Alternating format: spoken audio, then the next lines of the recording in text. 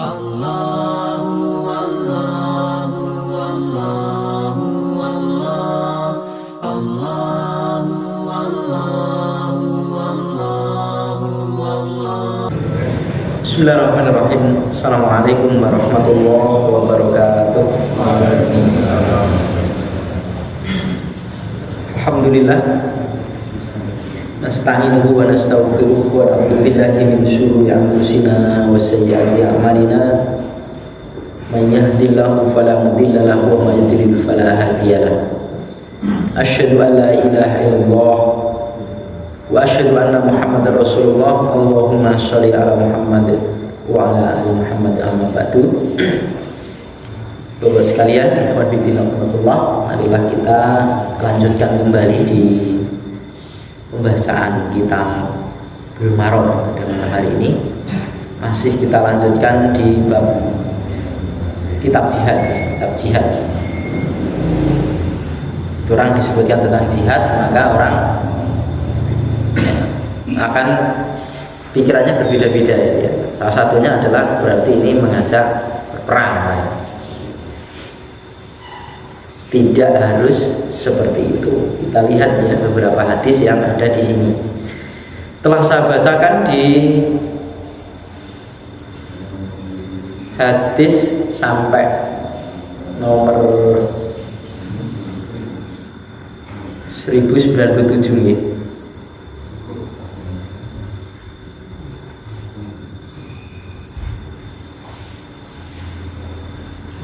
Sekarang 1098. Wa an Aisyah radhiyallahu anha qalat, dan dari Aisyah radhiyallahu anha qalat, berkata Aisyah radhiyallahu anha, qultu, aku berkata, kata si Aisyah, ya Rasulullah, wahai Rasulullah,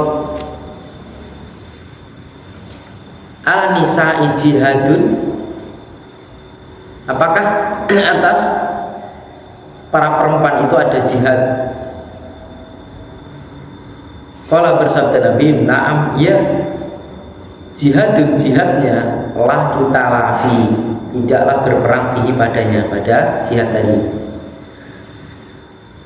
yaitu al-hajju wal umratu. Jihadnya seorang perempuan itu adalah haji dan umroh. Rawahu Ibnu Majah wa asluhu fil Bukhari, dan asalnya hadis ini pada kitab Bukhari. Jadi seorang perempuan itu jihadnya adalah ketika haji dan umroh. Maka kalau seorang perempuan melakukan haji dan umroh ini dalam rangka dia berjihad, artinya pahalanya sama dengan orang yang berjihad fisabilillah. Dan yang lagi ngetren sekarang ini adalah soal umroh, karena haji begitu daftar itu tidak serta-merta 1 bulan 2 bulan, bahkan tidak 1 tahun 2 tahun, bisa puluhan tahun, 10 tahun, 15 tahun, bahkan 20 tahun baru berangkat. Maka yang paling rame ini adalah umroh dulu, adalah kalau haji masih lama maka umroh. Nah, bagaimana hal semacam itu? Ya monggo-monggo saja. Tapi orang yang umroh ini belum bisa menggugurkan kewajiban dia haji. Dan orang yang berhaji ini bagi orang kaya itu wajib, karena manis tato alaihi sabila ya. Bagi orang yang punya kemampuan ke sana, artinya kemampuan itu adalah kalau kita orang Indonesia ini ya mampu segalanya, sehat, aman, punya duit, punya sanggup ke sana ini ya, punya bekal untuk ke Baitullah. Karena orang haji itu satu-satu tempatnya yaitu di Baitullah, tidak ada tempat lain, tidak ada tempat lain. Haji itu ya harus ke sana. Kemudian kalau orang kaya tidak mendaftarkan haji, dia mampu, qadarullah dia itu bangkrut usahanya, maka kewajiban haji pun tidak terlepas dari dirinya, meskipun dia sudah pilot, sudah bangkrut. Karena apa? Pernah dia itu menjadi orang kaya tidak pernah daftar, maka dia mendaftarkan haji itu adalah sebagai pengguguran kewajiban dia. Kapan berangkatnya bukan urusan kita, kan sudah ada niatan untuk berangkat bagi orang yang mampu. Ya bapak sekalian gitu, kalau mampu untuk berhaji maka segera daftar. Apalagi dengan istrinya, jangan istrinya suruh berangkat sendirian, jangan. Kan harus perlu mahram juga, walaupun sebagian boleh ya. Kalau banyak tidak apa-apa katanya kan. Misalnya istri saya sendiri berangkat kan jauh gitu, masuk musafir kuadrat kalau sampai sana itu ya. Nah itu ya tidak boleh sendirian pakai mahram. Istri orang lain sendiri gabung ya harus pakai mahram. Istri orang lain gabung pakai mahram. Nah manfaatnya sebagian ini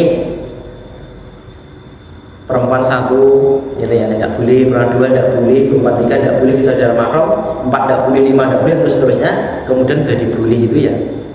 Wallahu a'lam. Ini sebagian enggak mungkin punya dalil lain, tapi ini haram banyak jadi halal, maka sebagian yang menolak. So ini haram jadi nah, istrinya tidak dimahromi atau tidak ada mahram itu ya, perempuan haram, perempuan lagi jalan sendiri ada temannya kumpul maka jadi haram, kumpul jadi banyak jadi halal katanya. Sebagian ulama menolak, sebagian ulama katanya boleh. Wallahu a'lam. Itu fikih tingkat tinggi, bukan makom saya untuk seperti itu. Yang jelas seorang perempuan itu jihadnya haji ataupun umroh. Nah, kalau haji kan sudah otomatis ini, baik haji kiron, haji tamattu maupun haji ifrad, nah, semuanya boleh. Tapi kalau umroh, nah ini biru-biru umroh itu sampai sing derek ini sampai bosan tiap bulan ke sana, setiap bulan ke sana. Nah, ditanya seperti itu. Nah, maka kalau seorang perempuan berhaji, nah, dia boleh apa kok boleh namanya jihad dia seperti itu. 1099 an Abdillah bin Amr radhiyallahu anhu qala, berkata dia, ja'a rajulun ila Nabi sallallahu alaihi wasallam, datanglah seorang laki-laki kepada Nabi sallallahu alaihi wasallam, yasta'dinu fil jihadi. Dia seorang laki-laki tadi minta izin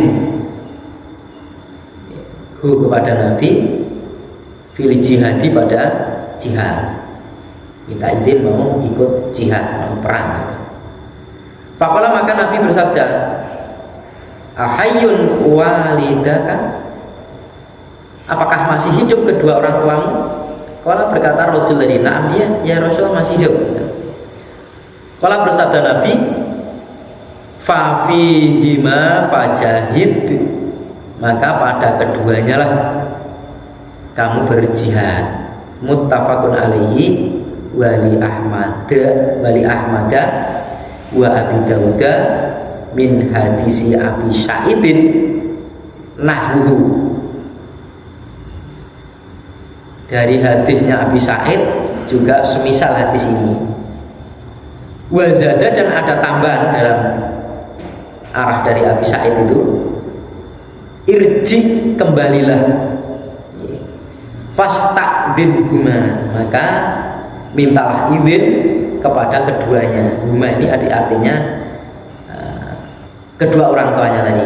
Nah, kamu minta izin kepada keduanya. Fa'in adzina laka, maka jika mengizinkan untukmu, wa illa, maka dan jika tidak, artinya jika tidak diizinkan, fafarrohuma, maka berbuat baiklah kepada keduanya. Ya, kasusnya kan apa namanya, orang sering misal orang tua saya nyelak waktu ini bisa berangkat jihad, kamu daftar lah gitu. Nah, tahu dia, padahal mungkin kedua orang tuanya sudah, anaknya ini yang mau berangkatnya adalah tumpuan harapan bagi orang tuanya, sudah tidak bisa bekerja, tidak bisa maaf makan saja diambilkan. Kalau ditinggal, siapa yang mengurusi kedua orang tuanya tadi? Minta izin. izinnya kepada orang tua ini sebagai izinnya Nabi untuk mengikutkan atau diikutkan untuk jihad bersama beliau. Nah, bapak yang masih punya kedua orang tua, meskipun kafir itu tidak boleh disia-siakan. Beda agama, ada urusan. Doakan selama masih hidup, doakan supaya dapat hidayah. Sebab kalau sudah mati tidak ada doa karena sudah berbeda. Ya, kalau orang tuanya kafir kan berat, doakan supaya dapat hidayah. Ya. Meskipun orang tuanya kafir, maka tetap berbuat baik selama kedua orang tua itu perintahnya tidak berseberangan dengan syariat. Tetap berbuat baik meskipun kafir. Apalagi kalau orang tuanya itu muslim, harus berbuat baik sekemampuan dengan anak tadi. Usaha berbuat baik, baik kepada ibunya atau bapaknya atau salah satunya dia masih hidup. Kalau dua-duanya yang berbuat baik keduanya. Kalau salah satunya masih hidup, ada kesempatan minta doa kepada orang tuanya lagi masih hidup. Sampai urusan jihad saja, kata Rasulullah Shallallahu Alaihi Wasallam, disuruh ditanyakan apakah kedua orang tuamu masih hidup dong? Oh, masih hidup ya Rasulullah, gini. Ya sudah, kamu berbuat baik kepada kedua orang tua. Ini bagi orang tua yang kalau misalkan masih sehat ya yang paham. Kalau orang tuanya belum tahu tentang soal din ya kok minta izin, ya tidak pasti diizinkan karena urusannya jihad itu bukan urusan yang mudah, yang sepele, bukan urusan sederhana. Maka bagi kita yang masih punya orang tua itu syukur, alhamdulillah, keberkahan masih ada kesempatan minta doanya kepada orang tua kalau dia seorang muslim. Kalau belum sholat ya sudah, diajak Allah itu sholat. Kalau kita tidak berani ngajak, suruh orang lain untuk mengajak. Kalau orang tua sudah tidak bisa kemana-mana, sudah tempo lah bahasanya itu ya sudah baik. Ada mungkin sholat dengan semampunya, kan gitu ya. Orang tuanya sudah tidak bisa jalan, tidak bisa itu malah disuruh untuk sholat sebagaimana kita. Oleh nunggu bu, ya semampu dia, tidak perlu orang tua duduk itu tak isi sudah sekemampuan dia. Orang tak sakit orang seperti kita ya mulai ngeten iki lho sholat. Ya kalau kita orang sehat. Jangankan ke orang sakit, orang tua itu cara sholatnya itu jadi ingin sempurna. Rukun-rukun sholatnya mungkin nepuk nah itu lagi semua, bukan hanya jempol. Kalau ditekuk sholat itu kan semua menghadap kiblat, kayak takbirnya kan semua harus di hadapan kiblat semuanya, termasuk ketika ditekuk kaki ini, jari-jari kaki ini semuanya harus di hadapan kiblat. Ketika duduk di antara dua sujud ataupun dia duduk atasnya akhir itu pun di hadapan kiblat semua. Itu kalau dalam keadaan seperti kita, kan sudah orang tua mungkin apalagi belajar sholatnya sudah tua sakit ya sudah tidak perlu ditekuk-tekukkan di rokok mungkin rasa sempurna atau disempurna seperti ditekan-tekan gitu. Jangan sekemampuan apa yang ada, mau sakit gitu ya, namanya udah tua. Lah izin orang tua inilah yang dijadikan dia itu sebagai bisa diterima untuk ikut jihad kepada Rasulullah atau tidak. Ini saja sana. Ya. Ternyata kedudukan orang tua kan, insyaallah di hadapan Allah selaginya baik, maksudnya seperti itu. Kalau kamu diizinkan ya sudah kamu berangkat, tapi kalau tidak berbuat baiklah. Ampun Rasulullah, masuk. Kalau kita kan tidak diizinkan, alhamdulillah itu. Urusan jihad kemana-mana mungkin ada pripun Pak, pripun Bu, dijini mboten lo mriko ngaji teng mriko tebih sedang mamailin senang lain. Kecuali kalau orang tua itu masih bisa berbuat sesuatu dengan sendirinya, tidak ketergantungan kepada anak. Wa an Jabir, dan dari Jabir Al-Bajali, Jabir Al-Jabali, qala berkata Jabir Al-Jabali, qala Rasulullah sallallahu alaihi wasallam, bersabda Rasulullah sallallahu alaihi wasallam, aku, kata Nabi, bariun, berlepas diri, min kulli muslimin, dari tiap-tiap seorang muslim yang yuqimu baina musyrikina, dia itu bermukim di antara orang-orang musyrik. Rawahu salah satu meriwayatkan di sini Imam 3 wa isnaduhu sahihun wa rajjahal Bukhari irsalahu, dilajis daripada si Bukhari ini adalah hadis yang mursal. Jadi maksudnya ini situasi kondisi peperangan, nah itu ya. Dan kalau mau menyerang suatu tempat, satu kampung gitu ya, Rasulullah SAW itu memberitahu, nah ini kampung musyrik, kampung kafir, kamu menyingkirlah karena ini kaum saya serang. Diajak muslim tidak mau gitu ya, malah memusuhi, ya sudah, apa boleh buat, kok masih di sana? Saya berlepas diri, seandainya terjadi peperangan kalian terkena. Sudah saya beritahu gitu ya, bahwa kampung itu mau diserang, kok kamu masih ada di kampungnya seorang musyrik, nanti naik kena gimana? Jajah. Artinya berlepas diri itu Nabi tidak ada tanggungan, kan tidak boleh. Itu perang menyengaja membunuh anak-anak atau membunuh perempuan, terhadap orang-orang tua, terus kemudian membunuh kaum muslimin, tidak boleh perang seperti itu, mereka campur. Kecuali kalau perempuan-perempuan itu adalah militer, diangkat senjata, nah, boleh perang. Anak juga tidak boleh ngawur. Nah, kalau sekarang peperangan lewat sekut, lewat nuklir itu kan ya orang iso milih-milih nonton kayak begitu mak jelam gitu kan tidak.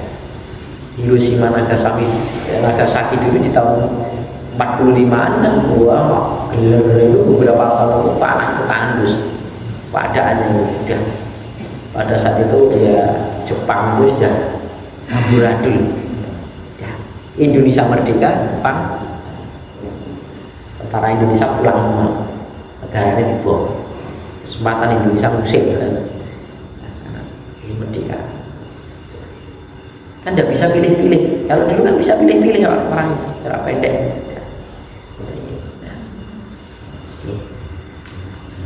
Nah maka orang-orang kalau terjadi situasi ataupun kondisi yang seperti itu, muslimin harus memisah dari orang-orang kafir, dari orang-orang kafir biar jelas mana kafir mana muslim, apalagi orang-orang Arab sana pakaiannya sama,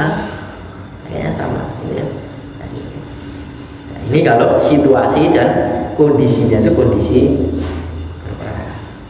asal berlepas diri, dari itu.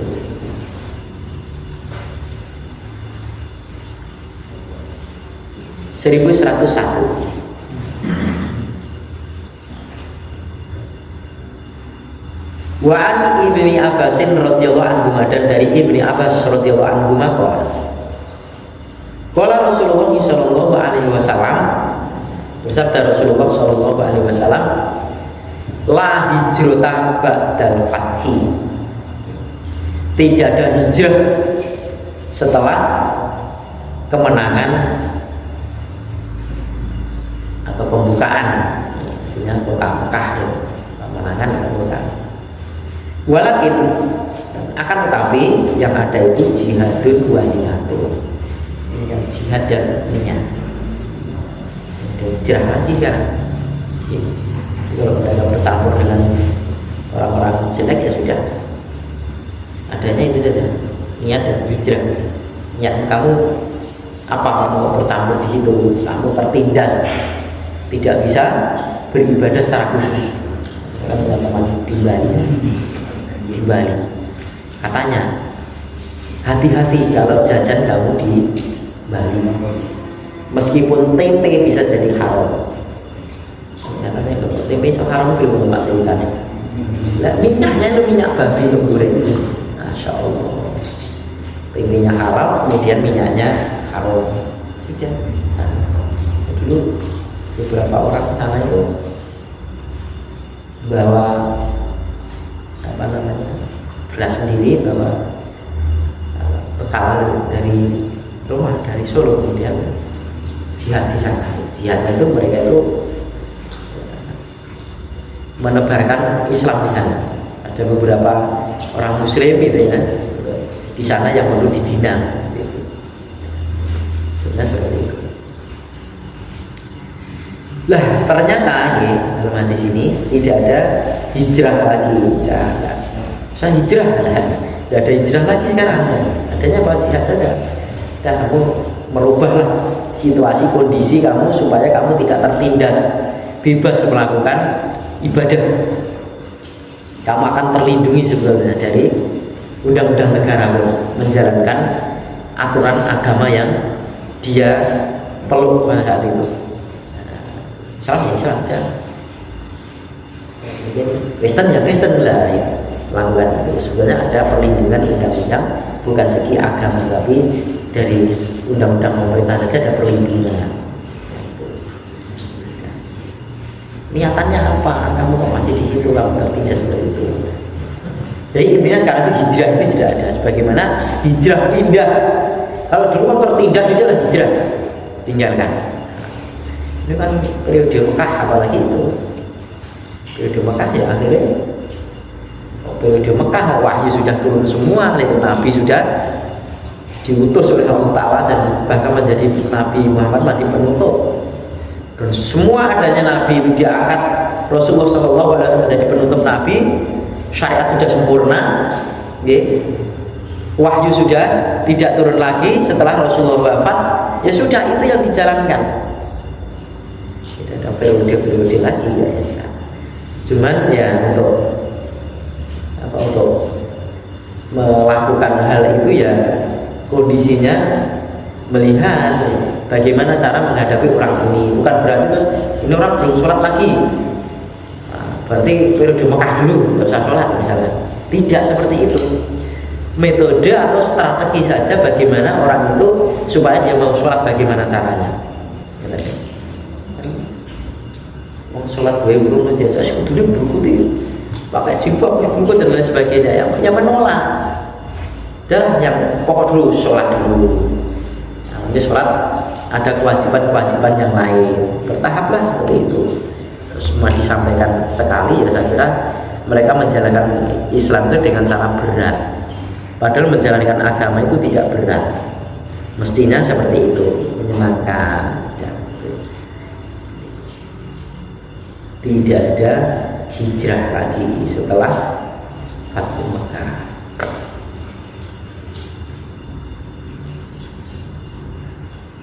Wan Abi Musa al-Asy'ari, dan dari Abi Musa al-Asy'ari radhiyallahu anhu qala Rasulullah sallallahu alaihi wasallam, man qatala, barang siapa yang berperang, litakuna, supaya menjadi kalimatullahi, kalimatnya Allah, dia kalimat tadi al-ulya, yang tinggi, yang mulia, yang lebih tinggi, fahuwa, maka dia itu fisabilillah, maka dalam koridor sabilillah, pada jalannya Allah, muttafaqun alaih.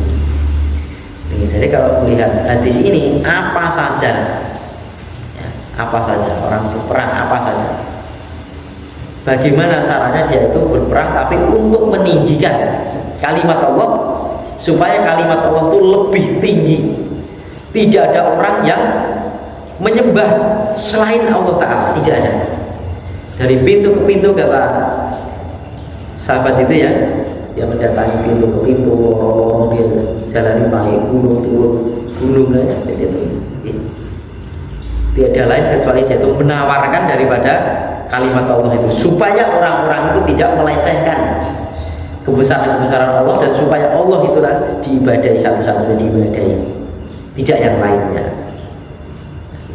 Maka dagangannya Allah, bukan dagangannya manusia. Kalau ada orang yang seperti itu, maka dia itu sabilillah. Ya Rasulullah katanya, Rasulullah orang yang dikatakan jihad fisabilillah itu ya bagaimana ya Rasulullah? Yang membela apa namanya, kebangsawanannya, kebangsaannya, apa bila ini karena kejawaraannya dia, kepahlawanannya dia, itu ya, atau karena liwat mereka, bendera mereka, karena memerangi karena kebangsaannya. Kalau dia itu seorang muslim, tanah airnya mau direbut oleh orang, kenapa tidak dipertahankan? Membela ini tanahnya sejengkal, hartanya sendiri saja kalau mau diambil orang, kita bila ini kita mati syahid, apalagi tanah air ini. Mestinya begitu. Tapi berjuangnya ya tetap karena Allah memerintahkan untuk menjaga kesatuan ini, tanah ini, karena dan miliknya mau direbut orang, nah, tidak boleh itu. Niatnya begitu. Nah, semuanya kan ulama-ulama dulu, kiai-kiai dulu itu mengobarkan jihad untuk memerangi Belanda kan, ya, tanah kelahiran kita mau direbut, kemerdekaan kita mau diinjak-injak oleh orang lain, kebetulan orang kafir lah itu. Kalau muslim tidak mungkin akan terjadi seperti itu. Ya, memerangi karena yang lain ya, nilainya apalagi memerangi sesama muslim ya. Ini kan begitu Pak, katanya mau mendirikan negara Islam Pak di tapi ternyata satu sama lain itu, muslim satu sama lain itu membunuh, diperangi dan lain sebagainya. Tidak akan terjadi seperti itu. Namanya silin dulu. Lawannya kesamaannya silin gitu namanya, gitu dan sebagainya. Saya kurang tahu. Wow, kalau ada mau bicara benar saya juga tidak mengerti dia, mau bicara salah juga tidak ada kepentingan saya, karena saya bukan orang yang mengikuti salah satu firqah, bukan ya. Dan Islam bukan model perkelompokan, bukan seperti itu ya. Kembali di sini, bagi orang yang dikatakan jihad itu adalah orang yang meninggikan kalimat Allah. Siapa saja itu.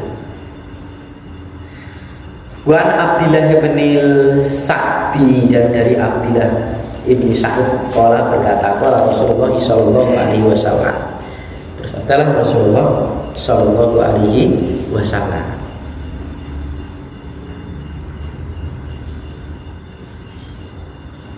la tangqati'u, tidaklah terputus, tidaklah putus al hijratu, hijrah,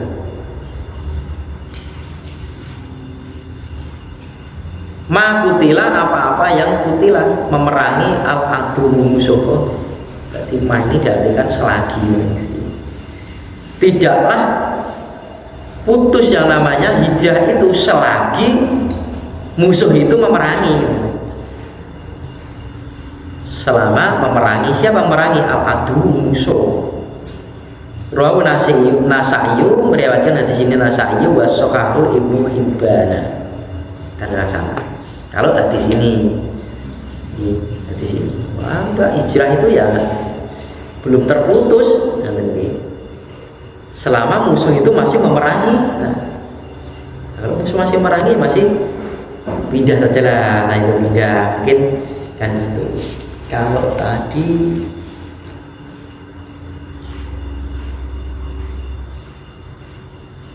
la hijrata ba'dal fathi walakin jihadun wa niyatun muttafaqun alaihi. Hadis ini tidak untuk diadu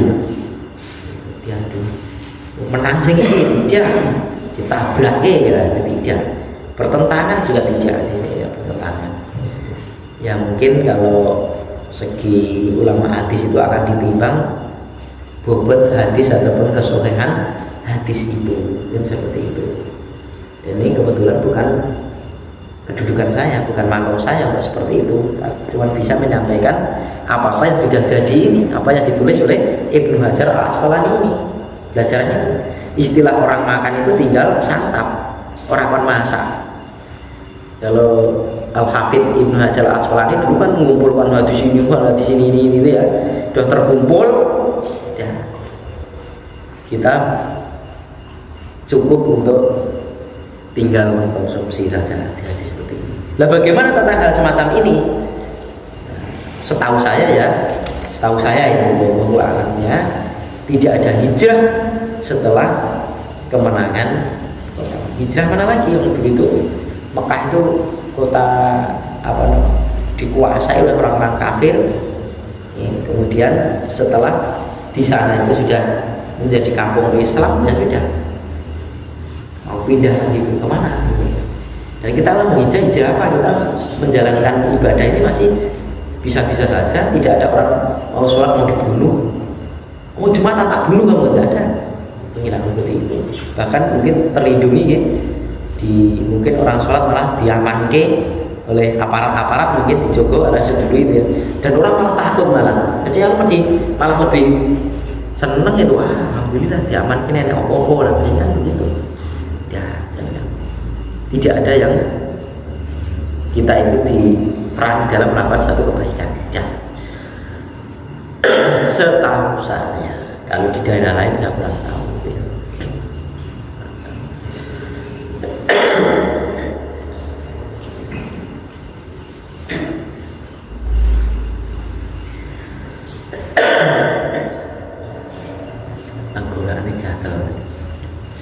Hadis yang terakhir sampai itu biasanya seneng atau nih ngantor cekekal. Tempat saya kajinya kan siang lah. Ba'da duhur itu kan ngantuk-ngantuk ya wong ngoten. Disebutkan hadis yang terakhir untuk mau cekekal, wah seneng rampung. Kayak saya sekolah wis terakhir. Kata-kata aku wonten iki wis pak cekekal. Hadis terakhir ibu dan saya sering isi kajian tadi ngoten. Isi kajian di masjid saya kajian kitab Bukhari itu gitu. Kok ibu-ibu nomor kosong berat ngantuk hadis terakhir bulan terus lagi press lagi hadis terakhir ini tenanan ini lah hadis terakhir ini adalah sampaikan hadis yang terakhir. Wa an Nafi'in radhiyallahu anhu, dan dari Nafi' radhiyallahu anhu qala berkata,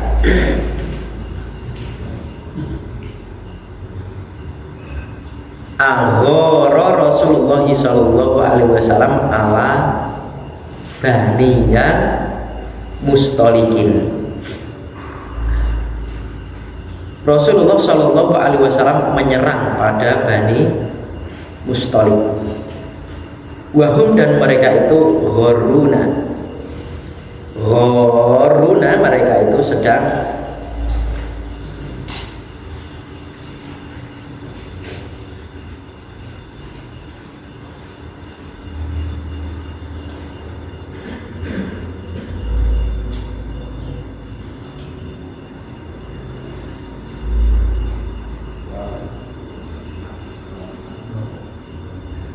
ghafilun, lalai berarti.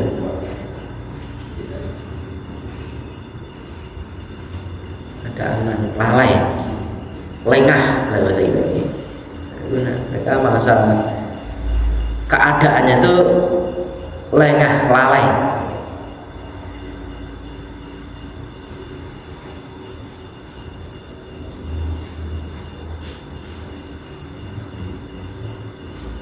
Fakotala, maka Rasul memerangi mukotila tahun, dan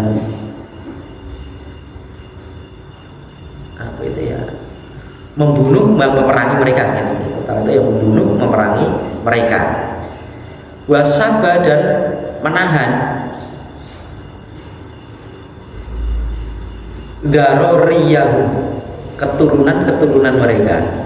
Menahan berarti ya perang itu jadi menawan itu buatan rupanya bagus, buatan menahan, jadi tawanan.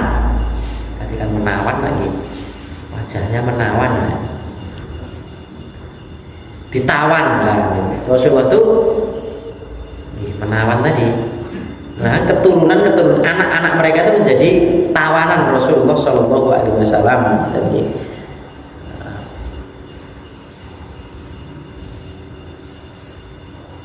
Hadatsani menceritakan kepadaku bidzalika, pada yang demikian itu, kata si Nafi, Abdullah ibnu Umar, si Abdullah ibnu Umar, muttafaqun alaihi, disepakati atasnya, wa fihi, dan padanya itu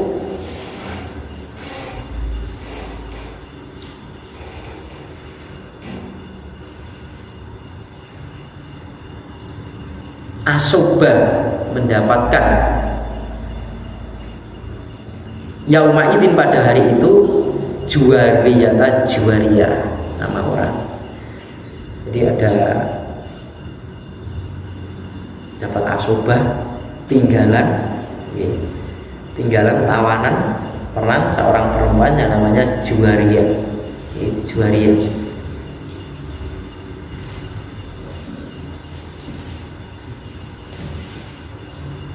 Juwariyah binti Harits ini.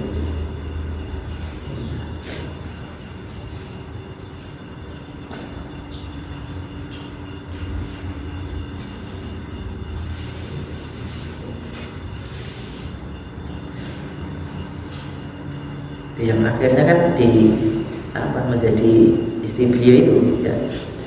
Dan ini ceritanya di sini Rasulullah itu menyerang Bani Mustalik, orang Bani Mustalik itu Yahudi di Madinah. Nah, ternyata dalam penyerangan sana itu sudah dalam keadaan terlalaikan, dan Nabi membunuh dan dalam peperangan itu membunuh mereka karena mereka juga memusuhi. Nah, kemudian Nabi dengan anak-anak itu dan perempuan-perempuan menjadi tawanan, menjadi bunyungan. Nah, kemudian ada juga tawanan, setahu saya Juwariyah itu adalah orang bangsawan. Rasulullah itu memberikan bagian daripada tawanan-tawanan perang yang dijadikan budak itu juga lihat kondisinya. Itu orang bangsawan dikek wong kae, lah itu kan jadi budak kae ya surah. Biasanya Nabi itu untuk mengangkat seorang perempuan juga ada dakwahnya. Kalau ini perempuan ini adalah perempuan yang bangsawan dan punya kedudukan tinggi, punya bawahan banyak, maka dinikahi oleh beliau. Ketika dinikahi oleh beliau, maka bawahannya itu otomatis mengikuti atasannya ini masuk dalam memeluk daripada agama Islam itu. Ya, namanya juga orang Yahudi gitu. Taat itu ya sudah ikuti gue ya Rasulullah, kami akan saling membantu, ya sudah, namanya mereka. Kebohongan mereka, bahkan mereka kayak Bani Nadir dan sebagainya kan berusaha dia itu untuk membunuh Rasulullah kan begitu. Akhirnya diperangi oleh Rasulullah Shallallahu Alaihi Wasallam karena mereka berusaha untuk memerangi. Jadi jangan ada anggapan peperangan itu Islam itu bertangan darah atau pembunuh, tidak seperti itu. Karena mereka memerangi. Apa yang terjadi dalam peperangan Islam itu cuma mempertahankan saja. Wong Rasulullah itu kan kalau kamu tunduk dan kamu bayar pajak saja, itu kami lindungi, ya, terlindungi. Tapi mereka malah menyerah. Hanya sudah. Misalkan ya, orang menyerang masa diam saja kan tidak selayaknya seperti itu.